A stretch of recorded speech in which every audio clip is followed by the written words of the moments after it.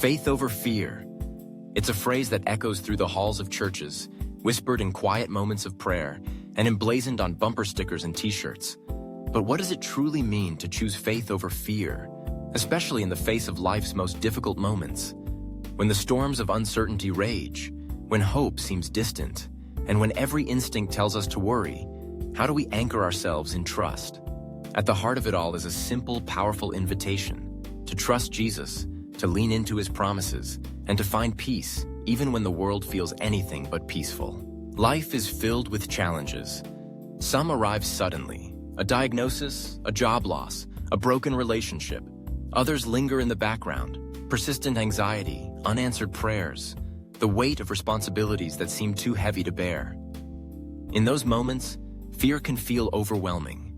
It creeps in as worry, doubt, and despair. It tells us we're alone, that things will never get better, that we're not strong enough. But faith, true faith, isn't about denying the reality of our struggles. It's about choosing to believe that Jesus is bigger than our fears, that he walks with us, and that his love is constant, even in the darkest valleys. Throughout the Bible, we see people faced with fear and uncertainty. Moses stood before the Red Sea, trapped between Pharaoh's army and the deep waters, with the cries of a fearful nation behind him. David faced Goliath, a giant whose shadow loomed over an entire army. Esther risked her life to save her people, not knowing if the king would show her mercy. Each of these individuals could have given in to fear, but instead, they chose faith. They trusted that God was with them, that he had a plan, and that he would provide a way through the impossible. And he did. Jesus himself understood fear. In the Garden of Gethsemane, on the night before his crucifixion, he prayed in deep anguish, asking if the cup of suffering could pass from him. But even in that moment, he surrendered, saying, "Not my will, but yours be done."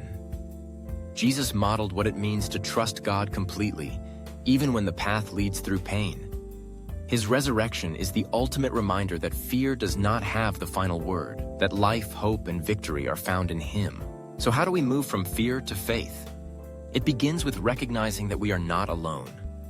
Jesus promises, "In this world you will have trouble, but take heart, I have overcome the world."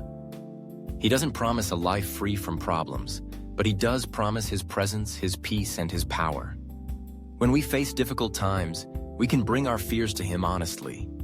We don't have to pretend or hide. We can pray, just as Jesus did. Pouring out our hearts and asking for help. Trusting Jesus means remembering his faithfulness in the past,